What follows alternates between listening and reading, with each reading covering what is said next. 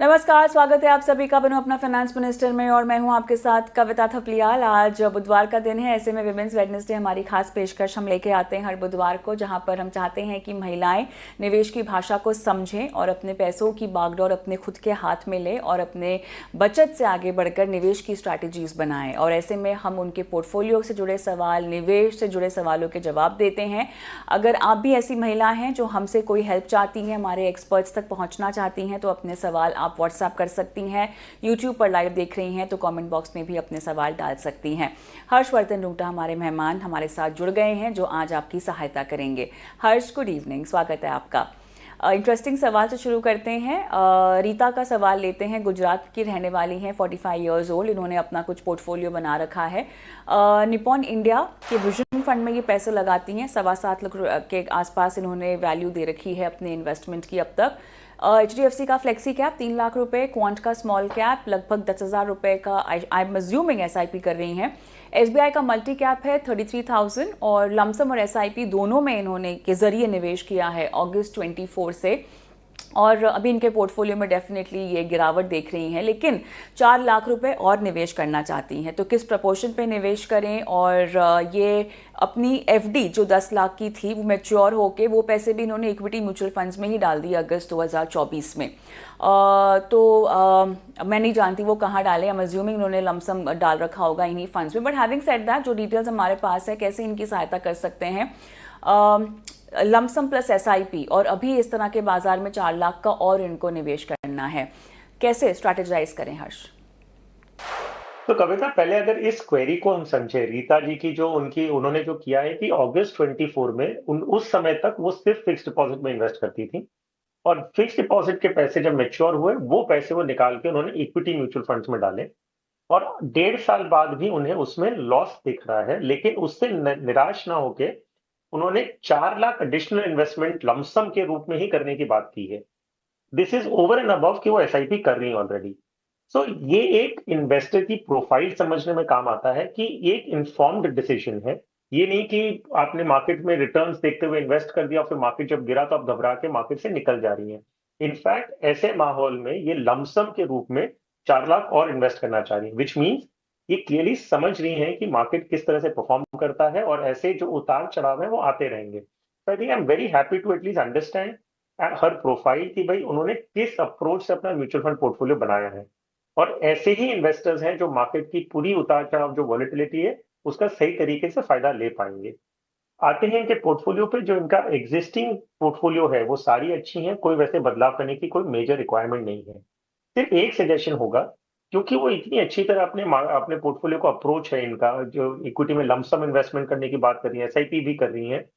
तो रीता जी, आप एक काम करिएगा कि जब भी आप अभी अपना पोर्टफोलियो बना रही हैं, इक्विटी का ही अभी हम बात कर रहे हैं, उसमें आप एक एलोकेशन कर लीजिए। डिसाइड करिए कि कितना आपको लार्ज कैप में इन्वेस्ट करना है, कितना मिड कैप में, कितना स्मॉल कैप में। उदाहरण के रूप में आप ऐसा सोच सकती हैं, ये एक एग्जाम्पल है, आपको ये रेशियो रखना नहीं है कि आप अपना जितना इन्वेस्टमेंट कर रही है उसका 60% मान लीजिए लार्ज कैप में जाना चाहिए, 30% मिड कैप में जाना चाहिए, 10% स्मॉल कैप में जाना चाहिए, या कोई और रेशियो। अगर आप ज्यादा रिस्क ले सकती हैं तो हो सकता है 50-60% आप मिड कैप में लगाएं। तो जो भी रेशियो आपको ठीक लगता है, पहले वो रेशियो तय करें। उसका कारण ये होगा कि जब आप ऐसा रेशियो तय करते हैं, एलोकेशन बिकम्स इजियर कि भाई कितना पैसा जो अभी आपको 4 लाख डालना है। अगर आपका एलोकेशन 50% लार्ज कैप होता तो हमें पता है कि 2 लाख रुपए आपको लार्ज कैप फंड में जमा करने हैं। तो इस तरह से आप एलोकेशन बनाएंगी, आपकी रिस्क प्रोफाइल के हिसाब से वॉलेटिलिटी आप मैनेज कर पाएंगी।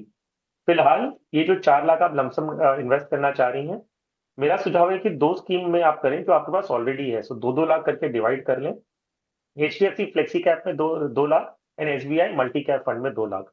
इन दोनों में आप लमसम के रूप में इन्वेस्ट कर दें और अपना पोर्टफोलियो साल में एक बार जरूर रिव्यू करते रहें। चलिए, बहुत ज़रूरी है कि पोर्टफोलियो को रिव्यू करते रहना। और फिलहाल क्योंकि आपने एक स्ट्रैटेजी मांगी थी, वो स्ट्रैटेजी तो हमने दे दी है, लेकिन रीता थोड़ा सा आपको ध्यान देना होगा, ये समझना होगा कि आपने ये पोर्टफोलियो क्यों बनाया है। और अगर आप वो फिगर आउट कर लें तो उसको हम सही दिशा दे पाएंगे। फिलहाल इन्वेस्टमेंट के लिहाज से आपको हमने जो है बॉक्स टिक करा कर दे दिया है हर्ष की तरफ से, लेकिन इतना करना काफ़ी नहीं होता है। इससे भी बहुत ज़्यादा सोच की ज़रूरत होती है, प्लानिंग की ज़रूरत होती है जब आप पोर्टफोलियो अपना बना रहे होते हैं। So all the best Rita. कोई गाइडेंस चाहिए हो तो हमें आप सवाल वापस भेज सकती हैं। बबीता का सवाल लेते हैं हर्ष, और बहुत इंटरेस्टिंग सवाल है। 20 लाख रुपए डालने हैं, डिविडेंड से इनको कमाई भी चाहिए, और अब इनको जो है इन्होंने क्लैरिटी नहीं दी है कि म्यूचुअल फंड्स के ज़रिए ये क्या निवेश करती आई हैं, या ऑलरेडी इन्होंने स्टॉक्स में शायद निवेश कर रखा है, लेकिन म्यूचुअल फंड में शायद पहली बार कर रही हूँ। मेरे पास उस लिहाज की क्लैरिटी नहीं है। लेकिन म्यूचुअल फंड से डिविडेंड की कमाई, बहुत एस्पेक्ट्स हैं इस सवाल के, एक एक करके हम जाएंगे। डिविडेंड्स की कमाई कैसे हो सकती है म्यूचुअल फंड से? यस कविता, इस सवाल को एक्चुअली हम दो हिस्सों में बांटते हैं। पहला है, ये कह रही एसडब्ल्यूपी के थ्रू लमसम इन्वेस्टमेंट करना है, लमसम इन्वेस्टमेंट करना, और एसडब्ल्यूपी के थ्रू प्लानिंग करनी है। दूसरा वो कह रही है हर महीने डिविडेंड भी चाहिए, और 20 लाख रुपए इन्वेस्ट करना चाह रही है। सो आई थिंक पहला ध्यान जो होना चाहिए ना, कि 20 लाख रुपए वो इन्वेस्ट करने की लमसम के रूप में देख रही हैं, तो किस टाइप की स्कीम में इन्वेस्ट करें। नाउ ये डिपेंड करेगा कि ये रिस्क कितना ले सकती हैं, क्योंकि ये चाह रही है कि इसी 20 लाख रुपए पे ही उन्हें हर महीने की इनकम भी जनरेट हो। तो पहला तो हमें ये देखना होगा कि हम किस तरह से ये 20 लाख कौन सी कैटेगरी की स्कीम में हम डालें। जिस तरह से इन्होंने अपना सवाल हमें भेजा है, अगर हम उस सवाल के बेसिस पे इनकी प्रोफाइल को अज्यूम करें कि भाई अगर एक इन्वेस्टर इस तरह का सवाल भेज रहा है, तो वो किस तरह से, कितने मेच्योर होंगे, म्यूचुअल फंड इन्वेस्टिंग को समझते हैं वगैरह। तो मेरा सुझाव होगा कि ये कंजर्वेटिव हाइब्रिड फंड या तो डेट फंड को कंसिडर करें फॉर लमसम इन्वेस्टमेंट। ज्यादा से ज्यादा चाहें तो वो बैलेंस एडवांटेज फंड तक जा सकते हैं, लेकिन उससे पहले, क्योंकि लमसम के रूप में 20 लाख रुपए इन्वेस्ट करना चाह रही हैं, मेरा सुझाव होगा कि किसी म्यूचुअल फंड डिस्ट्रीब्यूटर से या फाइनेंशियल प्लानर या इन्वेस्टमेंट एडवाइजर से मिलें और समझें कि हर एक डिफरेंट कैटेगरी की जो स्कीम्स होती हैं उसमें कितनी वॉलेटिलिटी होती है, कितना इक्विटी एक्सपोजर है, कितना डेट है, और कितनी सेफ्टी है, उनको कहाँ पे कंफर्ट लेवल मिलता है। ये हो गया इन्वेस्टमेंट का। अब दूसरा साइड ये है, जो कह रही है कि वो एसडब्ल्यूपी के बारे में पूछ रही है, जो है सिस्टमैटिक विड्रॉल प्लान, और डिविडेंड पे आउट भी पूछ रही है। सो वेल, दोनों बहुत अलग अलग चीजें हैं। अगर आप एक फंड हाउस को कहते हैं कि एसडब्ल्यूपी के जरिए मुझे, सिस्टमैटिक विड्रॉल प्लान के जरिए मुझे हर महीने एक एक्स अमाउंट चाहिए, सो मान लीजिए आप कहती हैं कि हर महीने की 1 तारीख को आप 50,000 रुपए रिडीम करके मुझे मेरे अकाउंट में दे दीजिए। तो ये एक फिक्स्ड इंस्ट्रक्शन हो गया, विच मीन्स कि हर महीने फंड हाउस 1 तारीख को रिडेम्पशन प्रोसेस करेगी और आपको 50,000 रुपए आपके बैंक अकाउंट में आ जाएंगे। अब ये 50,000 रुपए जो आपको अगर बैंक में आते हैं, तो इसका ये मतलब नहीं होता है कि ये प्रॉफिट है। ये हो सकता है कि आपके कैपिटल में से भी रिडीम होकर आपको पैसे मिल रहे हैं, अगर मार्केट ने ग्रोथ बिल्कुल न दिखाई हो तो। अगर लॉस हो रहा है तो भी आपको 50,000 आएंगे, विच मीन आपका कैपिटल भी धीरे धीरे यूज होगा ये 50,000 रुपए के लिए। तो जरूरी नहीं ये प्रॉफिट है, पहली बात तो ये समझना बहुत जरूरी है।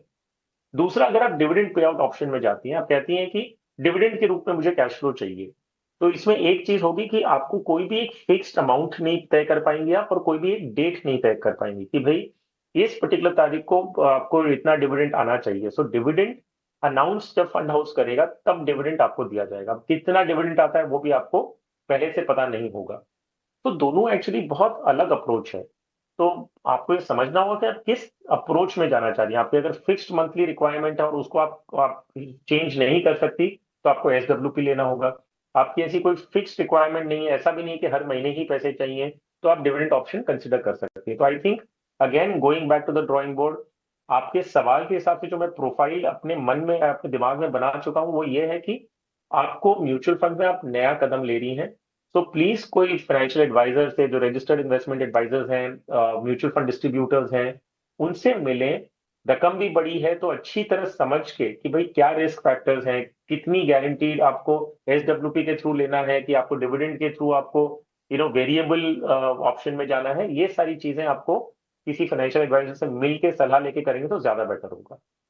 अच्छा हर्ष, एक बात समझाइएगा। सीनियर सिटीजन्स जो हैं डिविडेंड ऑप्शंस को बहुत ज़्यादा पसंद करते हैं, बट हैविंग सेड दैट कमाई का एक अच्छा जरिया हो सकता है, बट इसकी टैक्स ट्रीटमेंट कैसी होगी? मैं बात कर रही हूँ स्टॉक स्पेसिफिक टैक्स ट्रीटमेंट और mutual funds, equity mutual funds.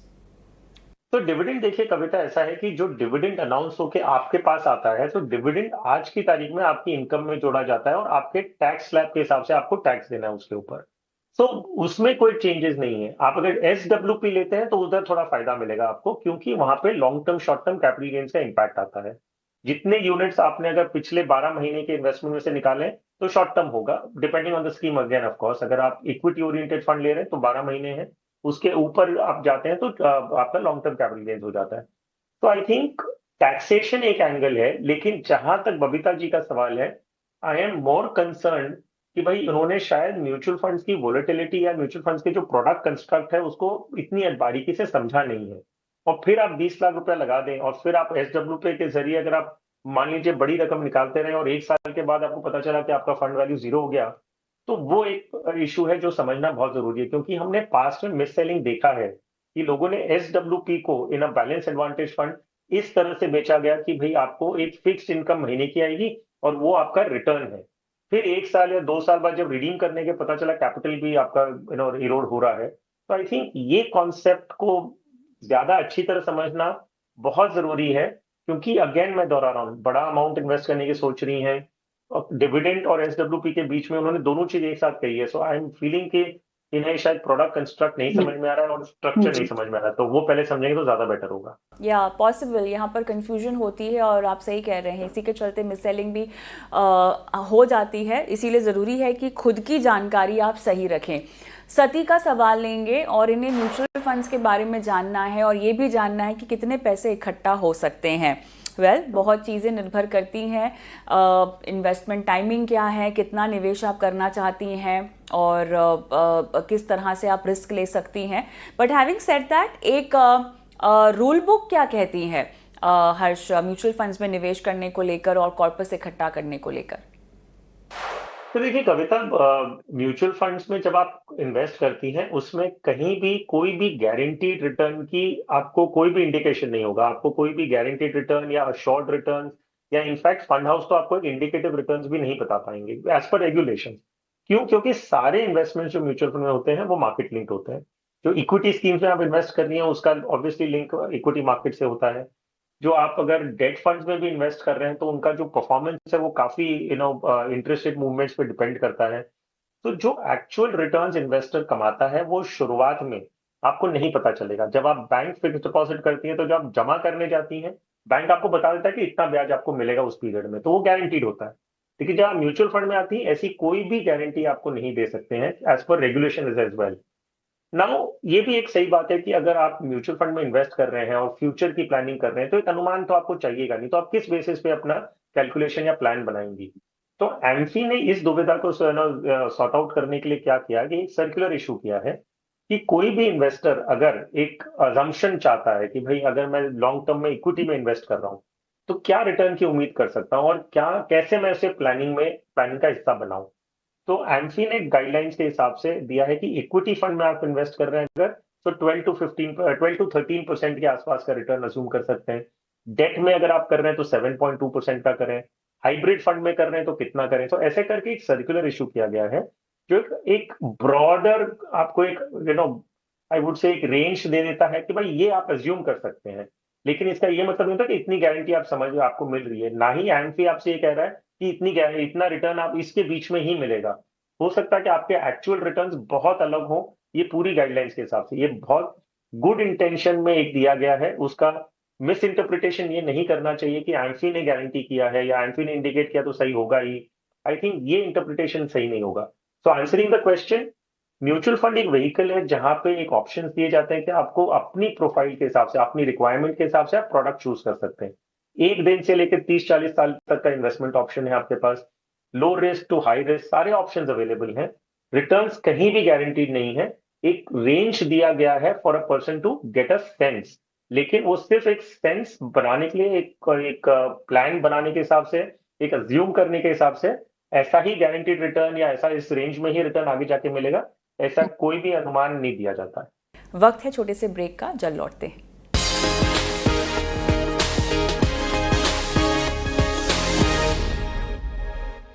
हर्ष, त्रिशा का सवाल लेते हैं। 36 साल की इनकी उम्र है और 10,000 की SIP जो हैं ये करना चाहती हैं। 15 साल का समय है और 15 साल में 1 करोड़ इकट्ठा करने हैं। 10% का स्टेप अप भी ये जो है करना चाहती हैं। विदेश में नौकरी करती हैं, ये बोल रही हैं।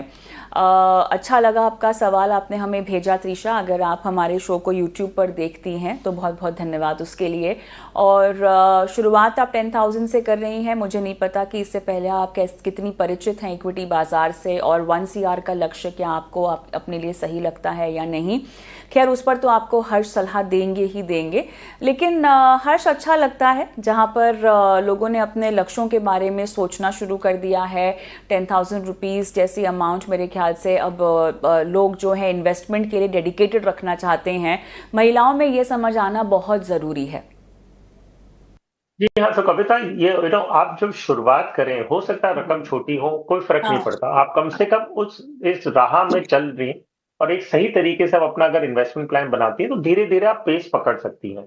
तो जहाँ तक त्रिशा का सवाल है, वो इंडिया में ऑफ कोर्स रहती नहीं है, कह रही है कि उन्हें मॉनिटर, ट्रैक करना थोड़ा मुश्किल होता है। तो मेरा सुझाव होगा कि ये एक पोर्टफोलियो ऐसा बनाएं जो एक्टिव और पैसिव का कॉम्बिनेशन हो, तो active funds and passive funds. तो एक एक्सपोजर इनका जो इंडिया एलोकेशन है वो पैसिव फंड्स के थ्रू हो जाएगा, और एक फंड मैनेजर एक्सपर्टीज अगर वो चाहें तो अपने पोर्टफोलियो में एक्टिव फंड के रूप में ले सकती हैं। तो 3 स्कीम बता दूं जहां पे ये इन्वेस्टमेंट कर सकती हैं। HDFC BSE Sensex index fund, Motilal Oswal Nifty mid cap 150 index fund. इन दोनों में चाहे तो 5,000-5,000 रुपया कर ले, तो इनका 10,000 रुपया उस तरह से हो जाएगा। और क्योंकि इन्होंने लक्ष्य भी रखा है ज्यादा, मैं एक स्कीम और जोड़ रहा हूं 5,000 रुपए की, जो एक एक्टिव फंड है, जो आगे जाते हुए जब ये फंड अपना पोर्टफोलियो बढ़ाए तो वो स्कीम को ऐड कर सकती हैं। Nippon India multi cap fund. तो ये एक एक्टिव फंड है जहां इनको फंड मैनेजर एक्सपर्टीज का भी फायदा मिलेगा, और पहली दो जो स्कीम्स मैंने बताई हैं वो पैसिव फंड हो जाएंगी, जहां पे इन्हें लार्ज एंड मिड कैप का एक्सपोजर वाया इंडेक्स फंड मिल जाएगा।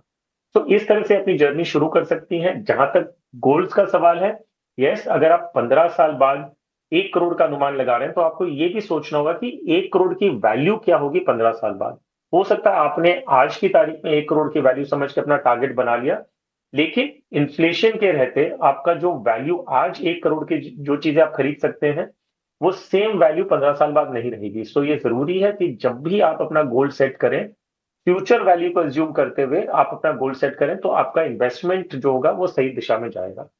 चलिए, दिशा देना बहुत ज़रूरी है अपने इन्वेस्टमेंट्स को, और उसके लिए आपको पहला कदम सही उठाने की ज़रूरत है। और त्रिशा, जैसा कि हर्ष ने भी आपको समझाया, अपने इन्वेस्टमेंट गोल्स पे शायद आपको काम करना होगा। फ़िलहाल तो 1 CR आपका गोल है, लेकिन इसको आगे अगर आपको बढ़ाना है या अगर आपको इन्फ्लेशन को काउंटर करना है तो आपका लक्ष्य और बढ़ जाएगा, और ऐसे में आपकी निवेश स्ट्रैटेजी भी थोड़ी सी बदलेगी। थोड़ा सा अग्रेसिव आपको जाना चाहिए। हर्ष, कितने सालों तक आप इक्विटी में एग्रेसिव जा सकते हैं? 15 साल का इनका क्योंकि टेन्योर है।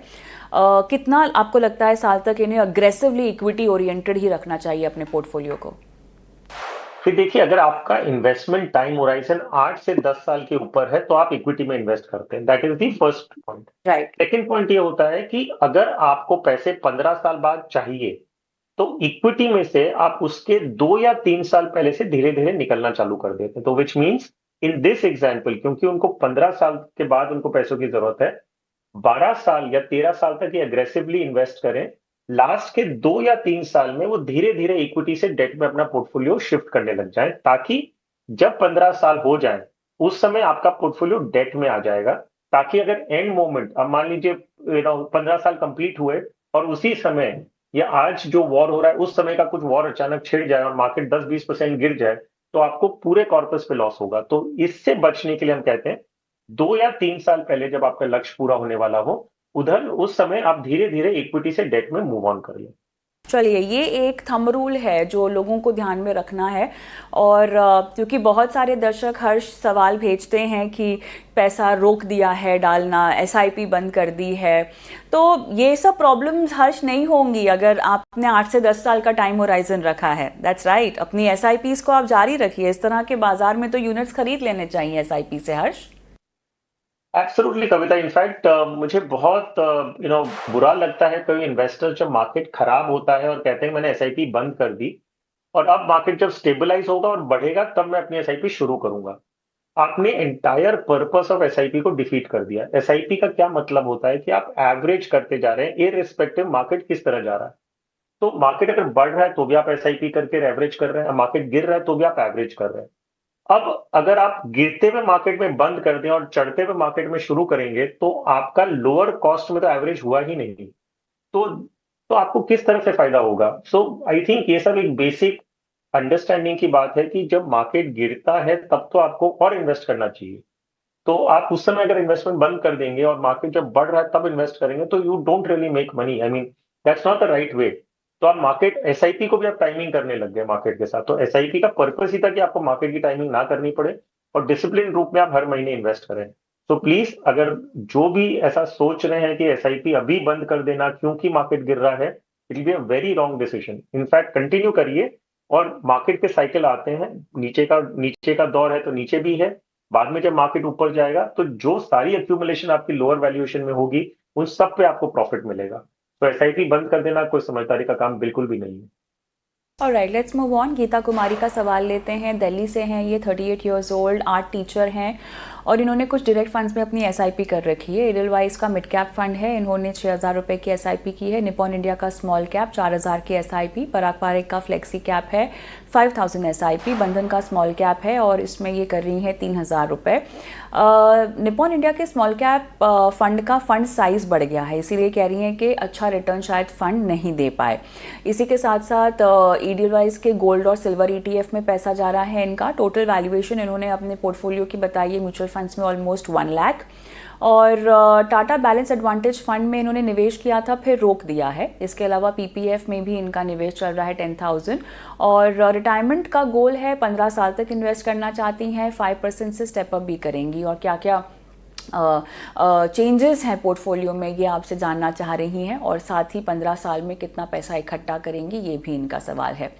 ओके, पहले इनका जो फंड साइज का सवाल है उस पर एड्रेस कर लेते हैं। कितना वाजिब है ये सवाल? ऐसे बहुत सारे लोगों को लगता है कि फ़ंड साइज़ बड़ा हो जाए तो फ़ंड मैनेजर रिस्क की कॉल्स नहीं ले सकते और आपको जो है पैसा कमाकर शायद नहीं दे पाएंगे अगर वो फ़ंड का साइज़ बड़ा हो जाएगा एज़ कम्पेयर टू जब वो छोटा था। ऐसा वाकई है हर्ष? इम्पैक्ट होता है स्ट्रैटेजीज पर क्या? तो कविता एक ब्लैंकेट आंसर हाँ या ना नहीं हो सकता। सो इट डिपेंड्स कि आप कौन सी कैटेगरी में बात कर रहे हैं। सो मैं अभी देखिए जो निप्पॉन इंडिया स्मॉल कैप की बात कर रही है, ये इस स्कीम का ईओएम करीबन 67 टू 68,000 करोड़ के आसपास है। अब एक प्योर स्मॉल कैप फंड में इतना पैसा होना, तो आपको डायरेक्टली इक्वेट करना है कि स्मॉल कैप कैटेगरी में कितनी अपॉर्चुनिटीज हैं जहां पे एक फंड मैनेजर इतना पैसा डिप्लॉय कर सकता है। अगर यही पैसा, यही एयूएम अगर एक लार्ज कैप फंड में होता तो कोई दिक्कत नहीं थी, बिकॉज लार्ज कैप का जो पूरा कैपिटलाइजेशन वो इतना बड़ा है कि 60-70 हजार करोड़ में कोई फर्क नहीं पड़ता। लेकिन स्मॉल कैप कैटेगरी में इतना बड़ा ईवीएम होने से इम्पैक्ट आता है। क्यों? क्योंकि उसमें जो चुनिंदा, जो अगर फंड मैनेजर कोई स्कीम, कोई कंपनी चूज करते हैं कि भाई हमें इस फलाना कंपनी में शेयर्स के, इस फलाना कंपनी के शेयर्स खरीदने, क्योंकि वो स्मॉल कैप है और आप जाके कहेंगे कि मुझे, अब जैसे 65 हजार करोड़ का कॉर्पस है, 67,000 करोड़ का है, आप अगर कहती है कि मुझे 1,000 करोड़ इस कंपनी, ये स्मॉल कैप कंपनी के शेयर्स खरीदने, तो एक बार तो प्राइस में इंपैक्ट आएगा। क्योंकि 1,000 करोड़ के शेयर जब आप एक स्मॉल कैप कंपनी खरीदने जाते हैं तो प्योरली बिकॉज आप उस कंपनी के शेयर्स खरीदते हैं, हो सकता है वो कंपनी के 10% भाव ऐसे ही बढ़ जाए। तो इम्पैक्ट कॉस्ट ज्यादा हो सकता है इन स्मॉल कैप्स। लेकिन अगर एक लार्ज कैप में आप अगर 1,000 करोड़, एक मान लीजिए रिलायंस इंडस्ट्रीज के शेयर्स खरीदना चाहते हैं, तो इतना इम्पैक्ट प्राइस में नहीं पड़ेगा। तो it is not the standard answer कि अगर बड़ा ईओएम है तो रिटर्न नहीं मिलता, ऐसी बात नहीं है। आपको देखना है कि इन्वेस्टमेंट अपॉर्चुनिटीज कितनी है उस पर्टिकुलर सेगमेंट में जिसमें आप इन्वेस्ट कर रही हैं। हालांकि इनका जो कंसर्न है वो काफी हद तक वाजिब है, and there is no harm. अगर वो आगे की एसआईपी जो है अगर दूसरे स्मॉल कैप में लगाना चाहती हैं तो कोई नुकसान की बात नहीं है। तो इसीलिए अगर वो चाहें तो वो स्विच कर सकती हैं। सिर्फ ध्यान रखिएगा कि जो निप्पॉन स्मॉल कैप में ऑलरेडी अक्यूमुलेटेड है उसे स्विच करने की जरूरत नहीं है, उसको वैसे का वैसा ही रहने दें। फ्रेश एसआईपी जो आप बंधन स्मॉल कैप में करना चाहते हो बेशक आप कर सकते हो। अब जहां तक आपके गोल्स का सवाल है और जो टारगेट्स आपने सेट किए हैं, वेल आप 16,000 रुपए महीने का यहां से आगे जाते हुए आप इन्वेस्ट करने वाली हैं। और अगर 5% स्टेप अप करती हैं तो कितना कॉर्पस बनेगा वो भी मैं आपको बता दूं। सो 12% का अनुमान लगाएंगे हम, 15 साल का इन्वेस्टमेंट है। आप अगर 16,000 विथ 5% स्टेप अप करती हैं तो आप करीबन 1 करोड़ रुपया इकट्ठा करेंगे 15 साल बाद। अगर आप स्टेप अप नहीं करती हैं तो ये फिगर हो जाएगा करीबन 80 लाख रुपए। तो दोनों ऑप्शंस आपके पास हैं। ऑफ कोर्स ये बेनिफिशियल है हर इन्वेस्टर के लिए कि आप स्टेप अप करें अपनी एसआईपी को, ताकि एंड रिजल्ट जो कॉर्पस का है वो कंपाउंडिंग के बेनिफिट के साथ में आप उसका फायदा ले पाए। सो स्टेप अप जरूर करें। 1 करोड़ का जो टारगेट है वो आप अचीव कर लेंगी। अब 1 करोड़ कितना होगा वैल्यूएबल 15 साल बाद, आपकी जरूरत को पूरा करेगा कि नहीं, वो इवैल्यूएशन एक बार आप कर लीजिएगा इन्फ्लेशन को ध्यान में रखते हुए। ऑलराइट, चलिए, काफ़ी चीज़ें जो इन्हें ध्यान में रखनी है, बट हर शुक्रिया आज शो पर आने के लिए और तमाम सवालों के जवाब देने के लिए। चलिए, इसी के साथ आज की पेशकश को यहीं समाप्त करते हैं, लेकिन आप अपने सवाल लगातार हम तक पहुंचा सकती हैं। अपने सवालों को आप व्हाट्सएप कीजिए और चाहे तो यूट्यूब पर भी अपने सवाल छोड़ सकती हैं। दीजिए इजाज़त, नमस्कार।